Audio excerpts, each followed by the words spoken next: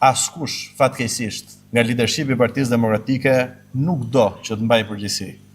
Në bindjen time dhe në bindjen e demokratëve, e shkuara duhet mbajë përgjegjësi.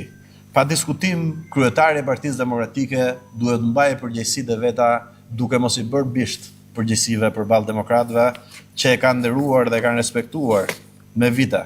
Në zgjedhjet e 11 majit, për ta rikujtuar për të gjithë ata që janë në zonën e komfortit dhe tradhtisë, Partia Demokratike ka humbur më thellë se sa në vitin e mbrapsht 1997.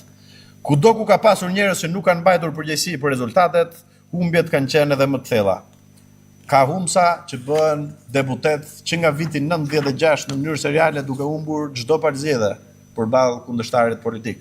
Kemi rënë dakord dhe e kemi sankcionuar në statut që kryetari i partisë, nëse nuk arrin që partia politike të jetë forcë fituese pas zgjedhjeve të përgjithshme, nuk ka as nëse kshu, as nëse ashu, nëse kryetari i partisë nuk e bën partinë fituese, do riqet, jep dorëheqjen dhe jap rrugën një gare tjetër për të bërë të mundur që Partia Demokratike të jetë fituese dhe opozita të jetë fituese.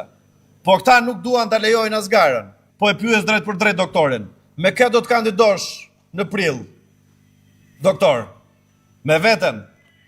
Sepse vetëm konkurenca e sjell para një parti politike e bën atë të jetë dhe të mbajë përgjegjësi para demokratëve dhe para shoqërisë dhe e bën të detyrueshme për secilin prej funksionarëve të partisë që ta vendosi të gjithë fokusin e vet dhe energjinë e vet tek interesi i qytetarëve dhe jo tek interesa personal.